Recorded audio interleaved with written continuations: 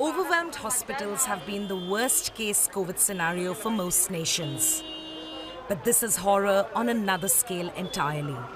The car park of a temple, where families who've been turned away from emergency rooms take their dying. और 5 minute देखो अभी 85 है sir, आप थोड़ी देर उनको रोको तो सही, देखो तो सही कि स्टेबल हो रहा नहीं हो रहा, ऑक्सीजन दवा नहीं होती, इतना घबराओ मत, पैनिक मत करो. These are some of the most distressing scenes we've witnessed during the course of our reporting.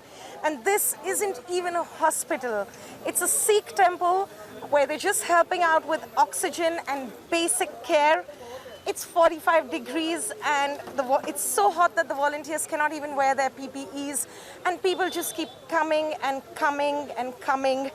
And there's just no room at any of the local hospitals for the people who are here. In ordinary times, they distribute free meals here.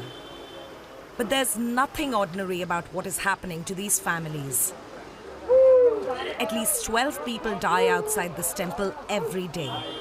Today, Preeti Gautam is praying her father is not one of them. She and her brother Vipin panicked when he could no longer breathe on his own at home. They tried taking him to different hospitals, but there were no beds. So they brought him here. The doctor isn't hopeful. He advises Vipin to keep looking for a hospital.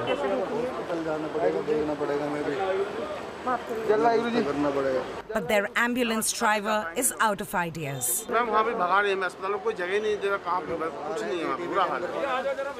Help is arriving here slowly, in tiny amounts.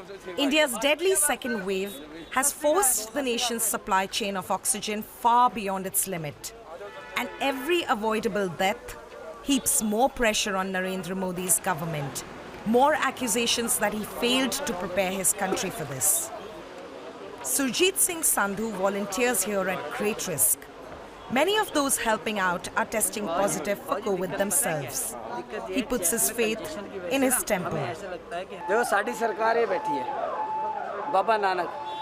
ਅਸੀਂ ਕਿਸੇ ਸਰਕਾਰ ਨੂੰ ਨਹੀਂ ਮੰਨਦੇ ਸਾਡੀ ਸਰਕਾਰ ਨੇ ਬਾਬਾ ਨਾਨਕ ਹੈ ਉਹਨੇ ਲੰਗਰ ਚਲਾਇਆ ਸੀ 500 ਸਾਲ ਪਹਿਲਾਂ Hope comes from the patients they do manage to save. ठीक है अच्छी है माता जी चिंता मत करो कितने पैसे थे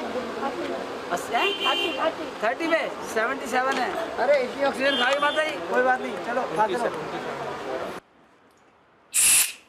So scarce are supplies, people are flooding social media and phoning hospitals across New Delhi searching for canisters. Srinivas, president of the Indian Youth Congress, has set up a war room in his office.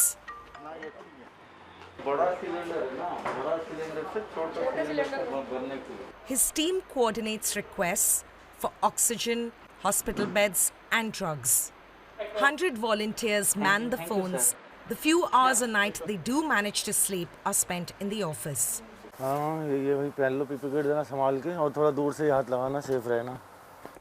Across the capital, Mohammed Shamim is also run off his feet. He's an undertaker at a Muslim cemetery like his father and grandfather before him. He thought he had seen it all. Then the second wave hit. ऐसा है माहौल तो ऐसा है जनाब कि हमारे जो कब्रिस्तान की जो ब्लॉक है कोविड ब्लॉक है वो तकरीबन सारा भर चुका है लेकिन ये है कि बस जो थोड़ी बहुत जगहें बची हुई हैं तो उन्हीं जगहों में हम जो उन जगहों को इस्तेमाल कर रहे हैं और क्या आप देख सकते हो कब्र से कब्र मिला के खोदी जा रही है अब तो कि जगह को ज़रा सा भी हम वेस्ट नहीं जाने दे रहे हैं Up to 20 bodies arrive each day, he says. Far more young people than last time. By the end of the week, there will be no space left here. Hello Calls come in from 6 a.m. until midnight. Covid से हुआ उनका भी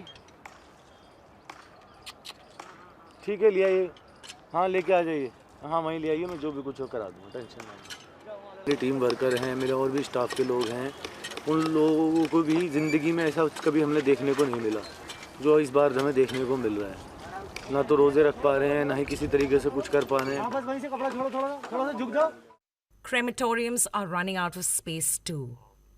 Makeshift funeral pyres burn around the clock. The death toll in parts of India, both metropolitan and rural, is staggering. And worse still, the number of lives lost here so far is almost certainly vastly underreported.